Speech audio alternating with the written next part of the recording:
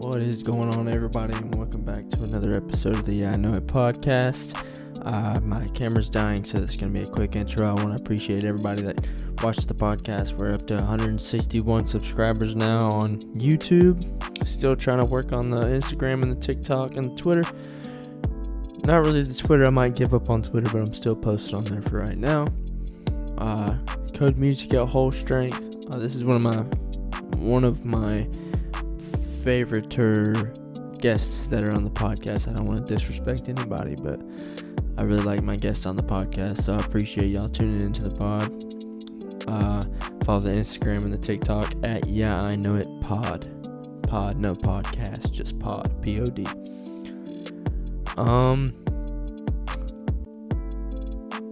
Code Music at Whole Strength. See if I'm forgetting anything. I'm gonna get a whiteboard back there. That way I'm on it all the time. But for right now, it's just top of the dome. Sorry for saying I'm also working on that. I just got done talking to my guest about how much I say and I really don't like how much I say It's really not a good word and makes you look unprofessional, but I'm working on it. It's gonna happen. We're gonna work on it, and I'll get past it one day. Episode 6, great person to have this episode with. I hope y'all enjoy it. I appreciate it. Let's get into the podcast.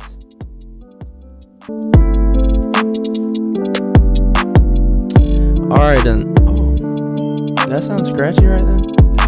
Yes, man. Yeah, I know. It's scratching in my headphones. I think it's this aux cord. Anyways. Alright, welcome back to another episode of the Yeah I Know It podcast. And our next guest on the Yeah I Know It podcast is none other than my grandpa, which a lot of people know him as Bishop Herman Music. You're the chaplain for Bartow PD, correct? Yes. But he is my poppy, so I'm gonna be calling him Poppy a lot during this podcast. So I've been called a lot worse. Poppy, how was your week? How was your day? How's it been? Been great. This morning we started out. There was a police chiefs meeting that I was invited to meet with the police chiefs and the sheriffs and open up with prayer and hang out with those guys and gals for a while. So that's always a good day when I can start out with prayer with somebody besides. I enjoy praying by myself, but it's always good to share prayer with somebody. Yeah, that's awesome. Yeah, it was great. And then I was looking forward to this afternoon. With you. Yeah, take 2. For those who don't know, I posted it on a few of my accounts. This is the second time we're having to do this podcast. We did it the first time. Yeah, I messed it up the first time. You didn't mess it. You didn't mess nothing up. I got half because I record my audio on my computer because I don't have an interface yet. We got half of it done, and then my camera shut off at 30 minutes, but we were still mid conversation, so I went to go turn the camera back on. We got all the way done with the podcast, and then I turned around and look at my computer, and it hasn't recorded a word. So we're back at it again. It was great practice, though. Yeah, I know now that I'll never do that again because I will constantly be worried about it.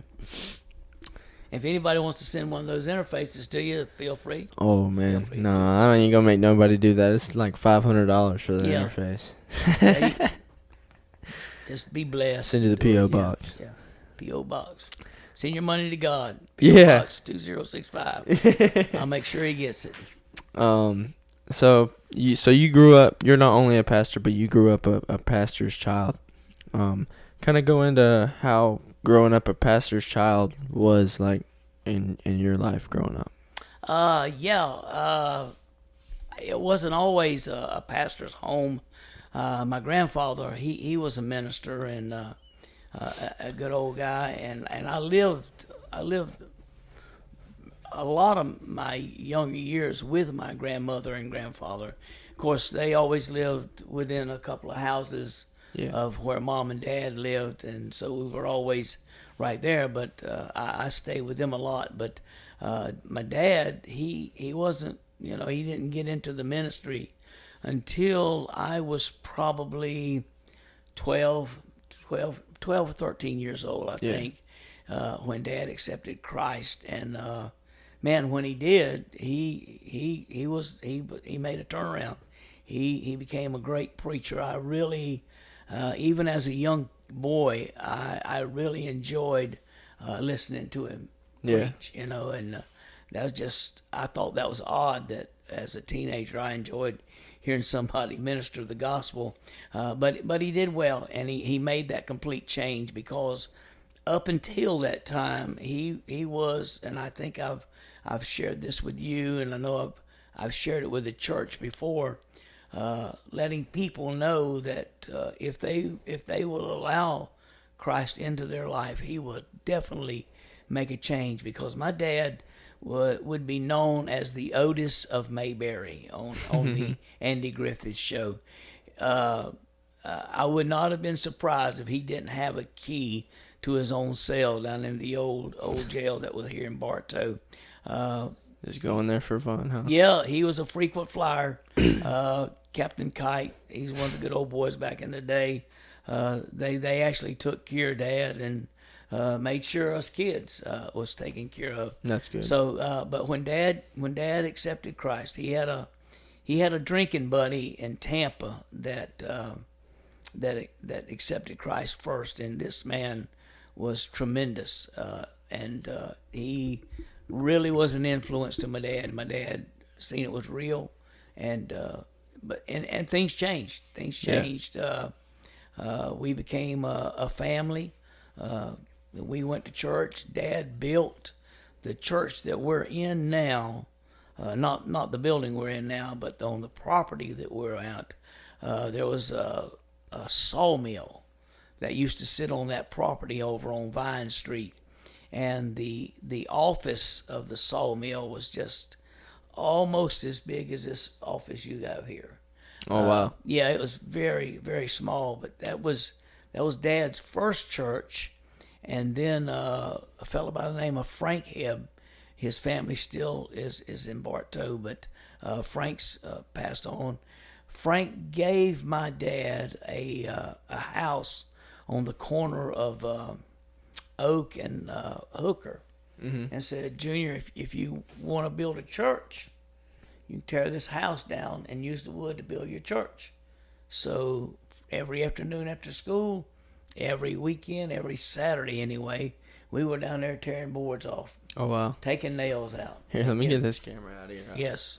Or not camera. Okay, so it's this mic making the noise. Okay. That was bothering me. Did you not hear that? I didn't hear it. No. It was like a. I hope it didn't do it on the camera, but Well, if y'all can hear it, I apologize. But it's gone now, so shout out. Yeah.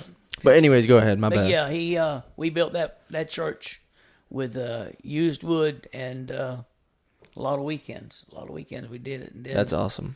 Then somewhere along the way, around 1992, we went in as I pastored it as an independent. Worked for many years. Formed an organization, and we pastored independently. And then 1992. We came in as a Church of God, and we've been running as a Church of God ever since then. But yeah, being a PK was different. It definitely was different.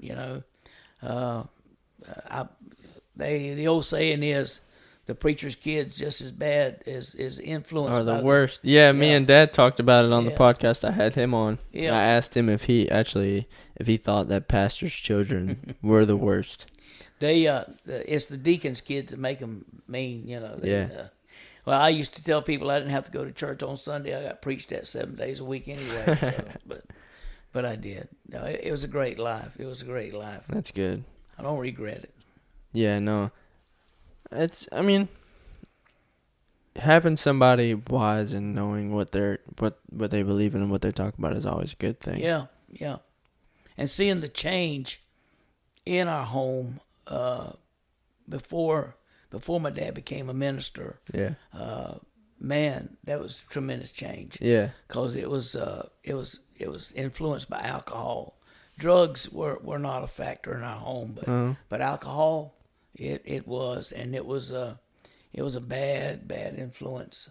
A lot of times the take home pay never got took home. Yeah. It wound up in a bar room somewhere, and mom worked, dad worked, so all of us kids, we all had chores to do. Yeah. I mean, DCF would probably have a heyday with us now, but mom and dad would leave early in the morning to go to their jobs, and then one of us would be in charge of preparing breakfast for the others, and one would be in charge of washing the dishes, and one would be in charge of washing clothes, and I was in charge of ironing clothes. That's why you iron so much now. My wife can't iron, but I can make you look sharp, buddy. I can do it, but you can iron for sure. But that's it was a good change. It was a welcome so change. I want to say that you're the youngest? No, I was middle. Okay. Jack was. So that's another question I gotta ask. Yeah. Me and Kate had a conversation because they say that there's this thing called middle child syndrome. Mm. Do you think that that's a thing? Yeah. I do believe it is a thing. I wasn't the middle. Jack was the oldest. There was a total of 6 of us. Wow. So there was 4 boys and 2 girls, and I was second. Jack was a year and 3 days older than I was. Oh wow. And then I guess the middle child would have been Glenn. Okay. Glenn would have been the middle child. Yeah, I guess the reason that there's a difference is because, okay, now we done got 2, so the third kid don't even count. You know, he gets whatever left over. You know, and I kid a lot, but there was a lot of truth to it also that there was 6 kids, and like I said, my grandmother and grandfather was always in the home. We all lived as a unit together pretty much. So money was tight. Yeah. You know, Dad had a good he was a welder. He made pretty decent money. But when you're buying clothes for 6 kids, and it gets tough, and paying rent. I can only imagine. So a lot of Jack's clothes got passed down to me, and if there was anything left in them, Glenn got them. There ain't nothing wrong with having hand-me-downs. I have so many from my dad, Nathan. I still have clothes from Nathan when he was in middle school. Hey, the thing of it now is the hand-me-downs that we used to get would be styling now. Yeah, because that's by the true. time Glenn got them, they had holes in the knees and holes in the everywhere, and now they buy them that way. We were embarrassed to wear them back then, but now. Yeah, now it's in style. Oh yeah, you styling, profiling. So how was your teenage life? Teenage life was good. I did things that probably shouldn't have done. Yeah, that's all and that was teenagers. Those experimental years. Yeah. Alcohol, drugs that came along. I wasn't a big druggie by no means. But see, I was the opposite when I was growing up. It was more drugs. Yeah. Because I couldn't handle the alcohol. Yeah, nobody should. Yeah, no, I agree, but that's just how I was. Alcohol was easy access, and drugs. Of course, it wasn't my bag. Yeah. No pun intended. But it wasn't. But it was easy, I guess, to get a hold of then. I got introduced to drugs when I went in the military. And that's backwards. If you think about it. And when I went into the military and did basic and did my AIT, and the first place they sent me was on vacation to Southeast Asia, to a place called Vietnam Resort over there. So when I got over there, they would ask me, "Where you from?" And I'd say, "I'm from Florida." And immediately they would say, "Oh man, you guys, y'all have this," and they'd name off some kind of special marijuana. I'm like, "Oh yeah, I've I'm done from it all, Florida, man. Yeah. Come on, Florida, we got it all." And they'd say, "Well, come on over to our hooch, and we're gonna do that." They found out quick, like I lied. Yeah, I didn't have a clue what we was doing, and it was a different world. So that's where I got introduced to it at, and Never was a big drug guy. Not really. Thank Yeah, God I mean, for that. Thank God for yeah, that. 100%. And the thing is, it's really scary to do stuff like that because especially Yeah. you're getting it from somebody that you don't really know like that, Yeah. and especially now, Now. fentanyl Ooh. is out there everywhere. Like, if you don't think it's in your city, think again, Yeah. It because it is. most definitely is. And I seen a picture of fentanyl on a penny to show, like, Yep. kind of show you Yep. what the fatal or how little How little it takes. it takes Yep. for you to. It was like not even a quarter of the penny. Not even a quarter, and it will take a big man out. Yeah. It will take a big man out.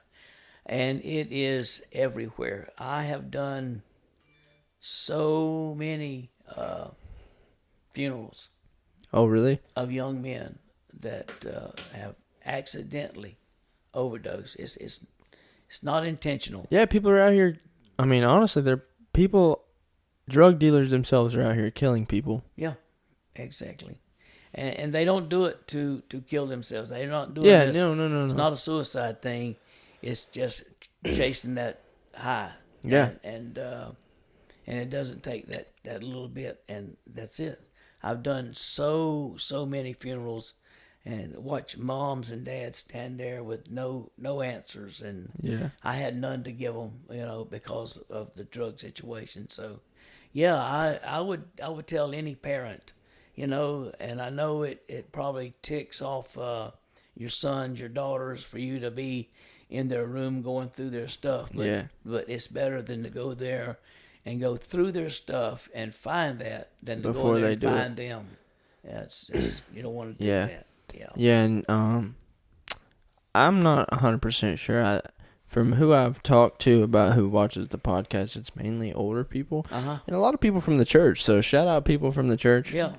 Yep. I really appreciate y'all watching the podcast. But if there is any kids watching, I just want to let y'all know that if your parents haven't if your parents care enough about you to do that and to go into your room and check stuff, and they don't want you going out because they're scared of like what you're gonna get into, or maybe they ground you for doing something you ain't supposed to do, just know that they love you for doing that. That's it. Because if it wasn't for my parents to instill that in me, and for a while I acted like I didn't like my parents because they did that kind of stuff. I told my mom and dad that when I was 16 years old, I was trying to emancipate myself. No job. I'm out of work. I worked at Publix for I was making not even $10 an hour. I wasn't working but like 4 hours a week. And I was like, yeah, I'm going to emancipate myself. I'm going to find somewhere to live, and I'm not living with y'all no more. I'm getting out. Yeah, but looking back on it now, I kind of really appreciate them doing that. Sir. It kind of, and my mom always used to say, train a child up. It's a verse in the Bible. You train a child up, and they will never depart from it. They'll always remember that, and it's actually true because I'm pretty sure every person in my entire household family still prays our little prayer at night. It's so cool to me. Like, we even, because it was like, did you just watch over Mommy and Daddy, Nathan and Caden and Jansen and Kaylee? I know the whole thing. We go through the whole thing, and then now we just add stuff on to the end of it. But we have the same prayer at the beginning. It's pretty cool to me. But yeah, you never forget things like that. No, great times. And your mom, on behalf of your mom, I think I've heard Nathan say it. If not Nathan, somebody said it, and I know it's to be a fact. I had rather have the FBI looking for me, dude, than to have your mom because your mom will find you. Not only find you, will beat you down when she does. If we were talking to a girl, which I had with all our love, Kelly. Yeah, I was the smarter one. I was the smarter one of our family. If you were talking to a girl and you did not want mom to really get to meet her yet, or something like that, don't tell my mom her name or anything, because she will find them on socials, and I think it might be women. I think your mom, if you gave her an alias, she would have still found who this chick was. Yeah. And even even when me and Brooke started talking, my mom hadn't met Brooke yet, and I was trying to keep it that way because I know how my mom is, and I didn't really want them to meet yet. I was trying to figure out if me and Brooke were even going to be a thing yet or not. We were just talking, and this is when Brooke worked down at the Twisted Pineapple. Mm-hmm. My mom figured out who she was. Went in there and bought went to the Twisted Pineapple and announced who she was and like talked to Brooke. And I was like, are we serious here? Come on. I want that lady and I want her hair now. Yeah, exactly. But yeah, I never really try to keep those things away from her because she is exactly worse than the FBI when it comes to that stuff. She will find you. She will find you. And that's a sure. great thing. Your mom's a warrior, though. She is a warrior. Yeah. When it comes to prayer. Yeah, well, shout out to Mom, yeah. So the next topic I have is you had mentioned you had went into the Army. Mm-hmm. So kind of explain how the Army was back then when you went in there. We can start off with boot camp. How was boot camp for y'all? Well, boot camp, I enlisted. I wanted to get away from Bartow. That was, it was a dead end town, but it never looked so pretty to me as when I did come home, boy. Mm-hmm. It was a place to be. But getting in the Army wasn't an easy task for a guy my size. The limitation is you have to be 5 foot tall. I knew in my mind I was 5 foot tall, but everybody else didn't know that. So I'll make this short and sweet. I went to Jacksonville for my physical, and we're standing there in our skivvies, and there's a guy in front of me that's probably 6 foot something, and the guy behind me is probably 6 foot something, and I'm standing there in between them. And I've already been put on the scales, done been weighed, done been measured, and here comes a captain by, and a captain says, let me see your paperwork. So I hand him my paperwork, and he says, follow me. Pulls me out of line. I go over there, and he gets the guy that had weighed me and measured me to come over. And they put me back on the scale, pull the little thing down, and they're going back and forth. Is it 4'11" and a half, or is it 5 foot? Finally, they say, put him back in line. So they put me back in line. I'm standing in line, and within 2 minutes, here comes a guy by, a sergeant, somebody, and says, let me see your paperwork. Pulls me out of line again. Takes me back over there, gets the corporal, whoever it was, who had weighed and measured me, and we go through the same scenario. Wow. Put me back in line. So help me, this is the truth. Within 2 minutes or so, another person comes by, let me see your paperwork. Wow. Pull me out of line again and put me back over there. And they finally come to a consensus. Look, if he passes everything else, let him go. Let him go. So that was my first hurdle I had to overcome. Yeah. And I'm thinking now, after I got sent to Vietnam, I'm like, why did I want to be so gung ho? Yeah, I can only imagine. But I got through that, and again, I was always the shortest person in every place I went. I was always the shortest. And you would fall out in formation, and they'd say, if you are taller than the person in front of you, step forward. So anyhow, I always wound up at the back of the line. Oh, dang. So when we go on these field marches, I mean, it was a march for them. It was a dead run for me, trying to keep up with everybody. And that's where it was. But I enjoyed the Army life. I really did. I enjoyed it. I went through Fort Bragg, North Carolina for my basic. Then they sent me to Fort Sill, Oklahoma for artillery training. And then they sent me straight to Vietnam. And dang. Just before I got out, I had a little over 6 months. Because if you have 6 months or less, they won't send you overseas. So I had 6 months left, and they sent me to Germany.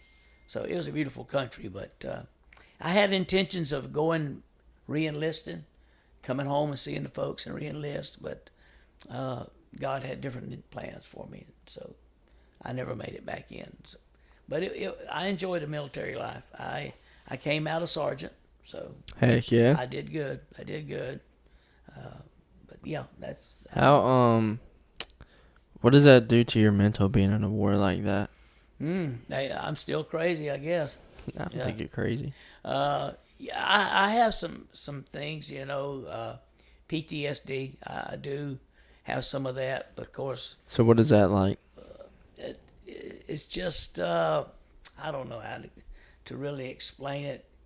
I think probably anybody I do know anybody that's been through a traumatic event will suffer from post-traumatic. Yeah. It just does. Becoming a cop and some of the things that I had to do then. Yeah. You live I do in scenarios. You go to Publix, you're walking down the aisle and you're thinking, okay, what if so and so is at the end of the aisle who you arrested? Yeah. And what's going to happen if he wants to throw down? Yeah. You live, and so it that's the way you live. But you leave Vietnam, but Vietnam never leaves you. Yeah, there's a guy I work with. He said that his grandpa also fought in Vietnam, and that whenever he smells like any type of food or anything like that, he just feels like he's back in the same place. Right back. And from what I think he was explaining is this guy has like visions, like he thinks that it is like he is in Vietnam again. I've met men like that. I had a cousin that the story is that's what caused him to have a heart attack. Really? That took him out. His family, he was married, beautiful woman, had two great kids. His wife was a beautician. They lived in a small town in Georgia, and they had a great life. Mm-hmm. And I ran into him twice when I was in Vietnam. I ran into him. He was also out in the bush a lot, just like I was. I was air mobile, and I worked with a lot of specialty units. I worked with the Rangers. I worked with Special Forces. With the MACV, all those. I worked with those, calling in artillery fire. I had to go into a couple of holes one time as a tunnel ramp because our guy got killed, and I'm like, that's a good reason I don't want to go in there. Yeah, why y'all sending me in there? Yeah, and unfortunately I was skinny back then and short, so I was a prime candidate, but that was not my cup of tea either. But anyhow, it made an impact on your life, and you look at life a lot different. I really appreciate life a whole lot more grateful. Yeah, more grateful than before. I think I told you the story where I was just cutting the light on and off in the bathroom one night. Yeah. Because, I hadn't been able to do that for about a year. I just flushing the toilet. Just my mom thought I'd gone crazy. My grandmother, bless her heart, she was scared to death. If I got up in the middle of the night, if I got up in the middle of the night and she heard me, she would cut her light on. Thought you was gonna kill her. Yeah, she thought, oh my God, he's going crazy. He's going crazy. So. Wow. I sent. I know we got to get out. You're good. I sent a letter home. It was a short timer's letter. It was really a joke, and I don't know where I got it, through the Red Cross probably, and that's what scared my mom and dad. Oh wow. Or my mom especially had Red Cross at the bottom of it. But it was a short timer's letter that we sent home when we had about 30 days, and it said, "Don't be surprised. Your baby boy is coming home if he pours Jim Beam on his cereal, or he just randomly flushes a toilet, or he uses the restroom in the yard and tries to burn." Just stupid stuff that meant nothing to nobody in America. Yeah, just kind of like an inside joke. But yeah, it was, and they didn't know it. So when my mom got this letter and read it to my grandmother, that really sent her off the edge. But they really thought I had some issues. So I had to tell them, no, it was here. And we're on. Yeah. This is where we messed up the other day. Yeah, this is where we didn't get through. Or we got through it. We talked and everything, but that's when I didn't press record again. Military life is good. It's definitely Takes a toll on you. yeah, that, and it taught me how to be a real man. Yeah. You know, I was raised in a good home, and we were raised to say yes, sir, and no, sir, and yes, ma'am, and no, ma'am. Yeah. So that part doesn't really come difficult for me. But yeah, I heard they're trying to do away with that now. I Saying yes, ma'am, and no, ma'am. Or yes, sir, and no, ma'am. would not surprise me. It's the society. It's crazy. Used to be a respect thing. Now it's disrespectful. Yeah. And look how our nation. I mean, and I'm sure everybody has seen the news or heard the news, but we're living in a society now where there is no respect.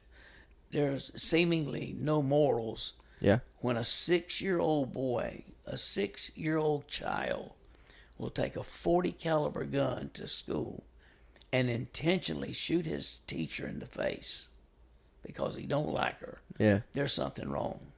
I agree. We've got a broke system somewhere. Something wrong, and Yeah. it hit me really big the other day, and I'll probably have my own podcast without a guest on here sooner or later. If y'all want that, y'all comment down below. Just about how evil this world is getting. Like I've had one or two podcasts where it's just mainly about like my faith and like what I believe in and stuff like that. Sure. And I'll make little clips, like little TikTok clips, and I'll post them. Yeah. And one of them got, I think it was like 48 comments on it, and 2 of them were positive comments. Wow. The other 46 were just telling me how I was stupid, just cussing at me, just telling me all these sorts of different things, and it really just hit me. And I prayed about prayed for those people. I was like, God, just like show them like something. Like I want them to know that you're real. Like, so you need to do whatever you need to do, but I want all these people to like know and want to have a relationship with you, even though that they're being negative right now, because that's just the devil in their heads just trying to get to them. Absolutely. And another thing that got me was, why is it a problem for me to express what I believe? Exactly. And I, I know that everybody's not gonna believe like I believe, because I don't believe like everybody else. Exactly, believes, and I'm not forcing them to. You can click off the video if you want. I'm not gonna dislike you because you don't like me or what I believe in. But why is it such an issue? And just for kicks and giggles, for whatever reason, the atheist, and I don't know that I've ever met a true atheist. I'm sure they're out there. Yeah. But even the atheist, the true atheist, believes in a higher power. Is that what it is? Yeah, they believe in some, not all of them, but a lot of them believe in some sort of higher power. And a lot of them say it's the universe. The universe, yeah. Well, there you go. You got to have, again, and I just don't know, they're not gutsy enough to call him God or Jesus, But why would you spend all that energy and all that time and all that money trying to disprove or disclaim that Jesus Christ is not real? If he's not real, then don't worry about it. Alone. You got nothing to worry about. Exactly. Let me make a fool of myself. Exactly. And instead of you making a fool of yourself. But, folks, I'm here to tell you, he's real. Yeah. Because he changed my life. He changed my dad. Life. Yeah. And he'll change your life, too. Yeah, he changed my dad, too. 100% he changed my dad. Yes, so that's kind of another thing I want to talk about is being a pastor, and then you had a son going to jail, and he was in jail. How what did you think about that? Well, I was as shocked as anybody. Yeah. I was heartbroken as anybody was. Because now I've always knew where my kids were. Always. Yeah. And they used to kid me when they were growing up because I'd have a night light. In every one of their rooms, there was a night light. And the night light wasn't so much for them that they could see in the middle of the night if they woke up. But the night light was for me. So that when I walked in that room, that I could see them. Yeah.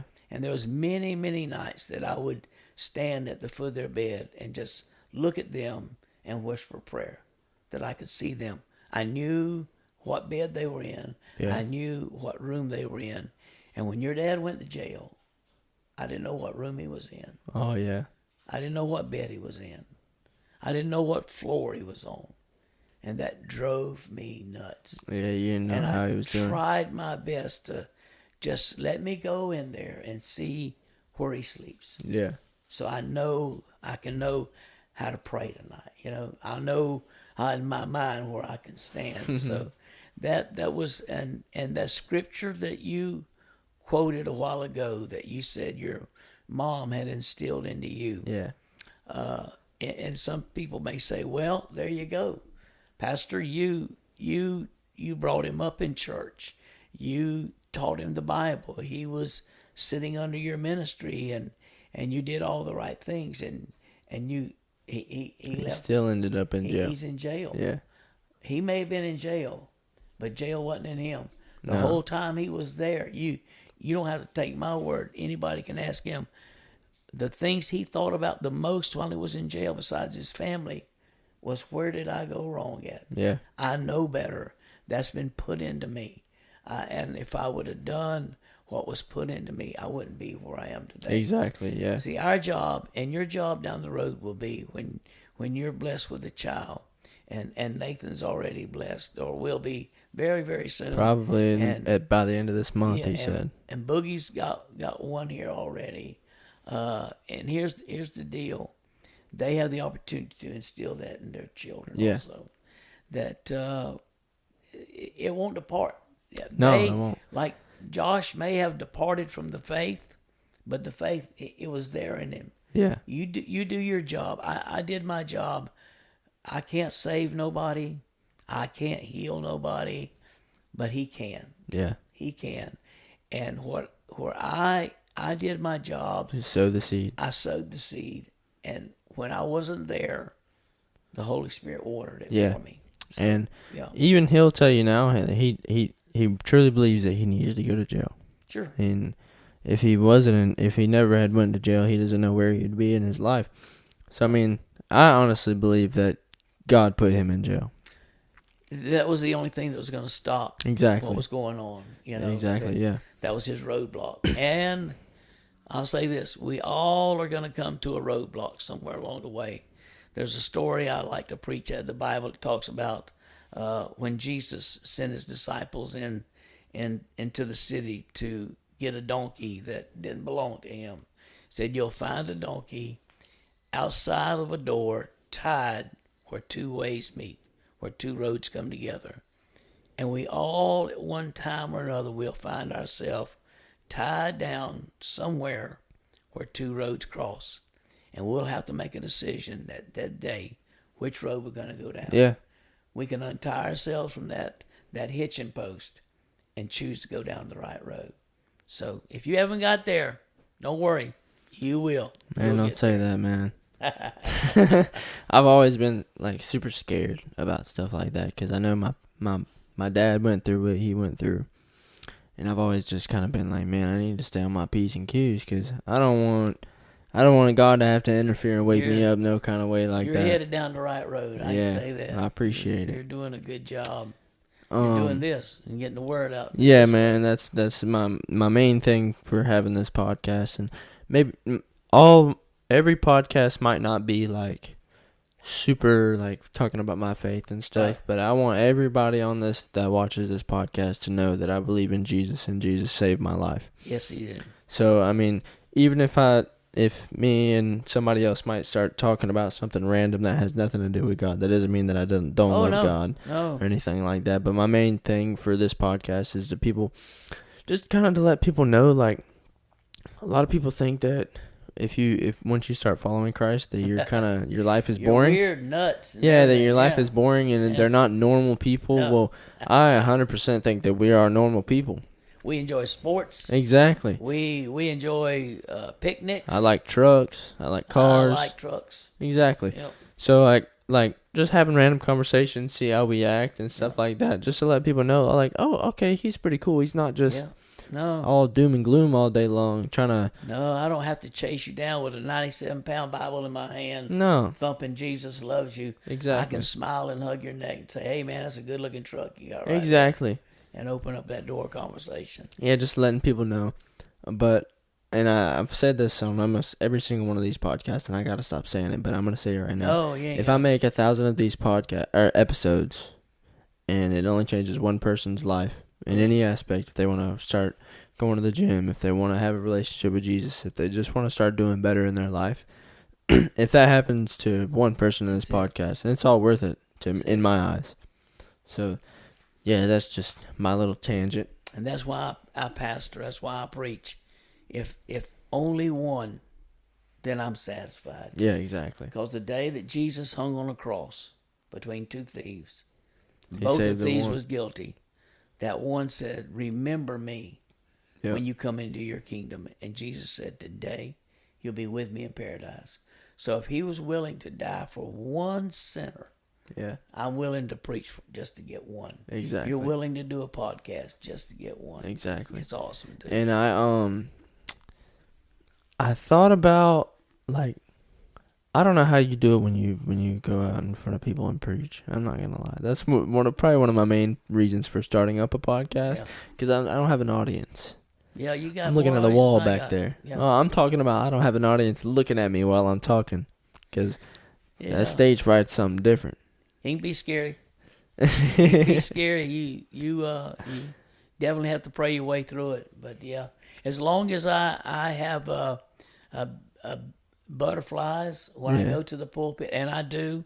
I've been pastoring for a long time now, but I can also say I still get butterflies when I go to the pulpit, and that makes me feel good, because I know that as long as I got butterflies, I'm not dependent on Herman music. Yeah. I'm dependent on Jesus Christ. Yeah, that's true. I never And really so thought about if it that way. He calms me and gets me through it. Now I'll find me a focal point somewhere. I'll look at the clock in the back and Caden said he move does my that head too. back and forth, and everybody thinks I'm looking at them, but I'm looking at, oh Lord Jesus. Oh, you're gonna Yeah. get called out Sunday. They're gonna be like, he's not even looking at me. He's not even looking at me. I'm gonna walk off the pulpit Sunday morning and get right in their face. Yeah. So you've had a heaven experience Yes. before? Yes. Explain that. I was talking with a brother. He was talking with me, and I talked about or ministered on that Sunday how that when the angel of the Lord appeared to was it Daniel, and told him, look, I've been trying to get back to you for 21 days. Mm-hmm. There's been warfare going on, but when that happened, everybody with him passed out, fell down as dead men, scared, and fell out as dead men. When Paul, who was Saul at the time, had his encounter with Christ and fell off the donkey, everybody there that was with him fell out as dead men. Yeah. Scared. And so many experiences in the Bible, when an angel of the Lord appeared to them, they all fell as dead on men, their face, scared to death. So this young man asked me, he says, do you think, Pastor, that, you preach the gospel every week, do you think you'd be afraid if Jesus came into the room, or one of his angels was sent with a message? Do you think that you would fall out as a dead man? I said, no, I think I'm good. I think I'm good. I think I know the Lord well enough that I'd be okay. Yeah. But I didn't have a clue. That night, when I went to bed, I was caught up in the Spirit. I seen myself on this huge marble slab. And I can't tell you how thick it was. It just seemed endless. Just the thickness was unbelievable. And there was a light that shined down like there was a spotlight on me. And then there was an angel appeared and said, I want to show you some things. Now, I wasn't fearful with the angel there. At first, I was afraid, because I'm like, where am I? What's happening? Yeah. And then the angel says, come this way. And we went over to the left side of the room there, and there again was some huge marble steps, and we stepped up on about two of them, and he said, "Look," and I looked out, and it was just unbelievable. The sights that I saw, I do not know how to describe them. It was just fascinating. Wow. It was just beautiful, and it was just marvelous. And I'm in awe. And he says, "Come," and we stepped up about two more steps and looked out over a higher plane. And again, it was just breathtaking, unbelievable. The colors that I saw, it was just unbelievable. Yeah. There's no way Webster's not in formed words that I can describe what I saw. And then we were back on the center floor, and the angel says, I've got to go. I noticed that the light was getting brighter and wider. And he said, "I've got to go. The Father's coming." And I said, What do you mean? He said, I can't stand. I can't stand in the presence of the Father. I've got to go before he gets here. And by this time, I can see myself, and I can I can feel my heart beating, and it was just bump, bump, bump, about to beat out of my chest. Mm-hmm. And I said, no, don't leave me now. You leave me hanging. There's nobody else here but me and you, man. Don't leave me. And the light kept getting brighter and brighter, and I could sense something just of great magnitude coming into play there, into position there. And all of a sudden, the angel was gone. And I seen myself. I fell down on the floor, put my head between my legs, and I was just screaming, "No, no, don't leave me, don't leave me." And I could remember the light, and then all of a sudden I woke up. Oh, wow. I woke up. It was... Wow. And I was... my heart was still beating out of my chest. I remember sitting on the side of the bed. I'm trying to evaluate what just happened here. Yeah. Is he about to take me home? Did I just die? What happened? But when daylight came, the first place I went was to that brother's house. I said, "Friend, let me tell you, if the Spirit of the Lord, if the Lord shows up, I'm falling out. Yeah. I'm falling out." And then I started digging in the Bible, and I seen where it was time and time and time again, when the presence of God showed up. Elijah, when he ran from Jezebel, and he ran into the cave, and he goes to the mouth of the cave because there's this, what he thought was a storm. It was nothing more than the presence of God showed up, and the mountain was bursting. Wow. And rocks were flying everywhere, and lightnings was flashing, and rain was falling, hail was falling, everything going on. And I'm thinking, how could I remain normal? And on all that there, the thing that got Elijah's attention was that small, still voice. Another place it reads, I think David talks about, where a mountain literally melted. A mountain literally melted and ran into the ocean because the presence of God was there. Yeah, and a lot of people like to say, "Oh, well, if God's real, why doesn't he just show himself?" I think it's somewhere in the Bible that if God were to show you his face, you're dead on spot. Yeah. I don't think we can handle it. He did. No, I mean, that's what the Bible says. He showed Moses his back, right? His hinder part, yeah. Yeah. And train as he came through. And then he covered his face. Yeah. Yeah. Said, "Let me cover this up here." Yeah. You can't handle all this. Exactly. Yeah. I got more than you handle right now. But I'm going to give you enough to give you a little heartbeat right here. Yeah, I got more planned for you. You can't die just yet. Son, please. Yeah. I'm telling you. He's an awesome God. Yeah, that's amazing. I've never experienced anything like that. My last dream, get this, my last dream was me and Brooke were asleep in the bedroom, and I woke up because the dogs were barking, and Duke was still a little puppy. Duke is my golden retriever. He is huge now, but he was still a puppy. And I got up and I went down, and I noticed that this was my parents' old house that we were in, but it was as if it was my house. Yeah. So I walked down the hallway, and there was like a door that was kind of being opened, but it was to outside. Mm-hmm. And I had seen through the crack that it was like somebody in the door, like trying to break in. So I ran back to the room and I grabbed my gun and I ran back around. And by that time, they had jumped out of a window. And I was thinking the whole time, like what is going on? Did I miss them? Do I need to call somebody? My house was in space.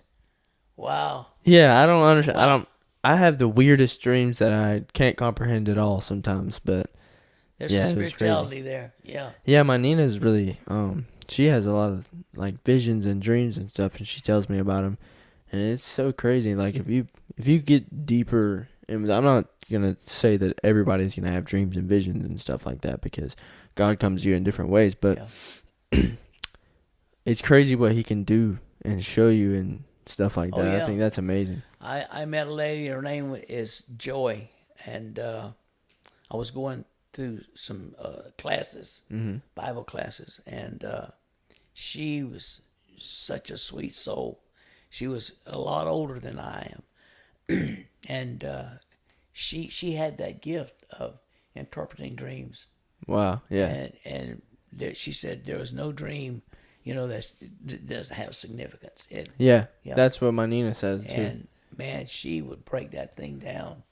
So yeah, I wish I still had her number. Yeah. But yeah. Well, I think that's pretty good, Poppy. I appreciate you coming on to the Thank you, podcast man. again. I'm gonna say this. We have half of the podcast. Or no, we don't have. I deleted the audio because I was like, just forget it. But I still have on this camera the last podcast that we had talked about. It's just camera noise and quality. So, I mean, if you want to see that, it's really bad quality and I don't want to post it. But if you want to post it, at least get me to, I'm going to say, how many comments? Well, 100 comments. I get at least 200 views on the podcast. So 100 comments if you want me to post the other podcast that we had talked about, because we had touched on a little bit more things last time. And I had a pink shirt on then. So I had a pink shirt. He had a pink shirt. And I actually had on the same exact outfit. I'm kind of dressed down today. Sorry about that. You're good, man. Ain't nothing wrong with that. But Poppy, if you want to say any encouraging words to the people that are watching on the camera. This is where we blew it last time. This is where we blew it. This is where I looked at and it was just like, hey, I would just tell you that I've enjoyed being here with Jansen on the podcast, and I do know he's reaching a lot of people, and he's young, and he's not ashamed of Jesus Christ and having Christ in his life. And I would encourage everyone to, give Christ the chance that you've given the world. Yeah. And allow him to come in, it's a life changer. And I'm telling you, it may not be miraculous, but God's got so many things to offer us, and he gives us peace in this time of turmoil that we live in. I'm just telling you, it's a great life. Yeah. It's a great life. So, yeah. If you don't have a church, 490 West Vine Street, Bartow, Florida. I think this is the third podcast that I'm trying. I'm waiting on the day that I walk into the church and it's filled, packed with just. Yeah. And I'm not even going to take all the credit, but if anybody watches the podcast and shows up at the church, man, I think I might cry. Yeah. So if you're watching today and you come by to visit with us, just come up to Jansen and say, hey, man, I saw your podcast. I really enjoyed it. So, yeah. But thank you for allowing me to be here. Yes, sir, thank for you sure. For watching today. I hope it didn't bore you to death. But no, hey, you didn't bore it's me. all about Jesus, man. 100%. It's all about Jesus. All right. Thank you so much. Yes, sir. Like, follow, subscribe to the Instagram. I have a Twitter now, Facebook, and YouTube. Comment anything. Like I said, I gave you a few options to comment anything. If you don't know what to comment, You can comment. What's a good thing that they can comment? How pretty I am. Yeah, you can compliment Poppy. Yeah. No, compliment on Jesus, man. Yeah, like, follow, subscribe. Use code music at Whole Strength. The next guy I have on the podcast, he actually has some Whole Strength gear as well, so y'all will be able to see his stuff on. I think he said either he's gonna wear it. But yeah, I think that's pretty good. I think that was a pretty good podcast, Poppy. I appreciate it. All right, peace. Love you.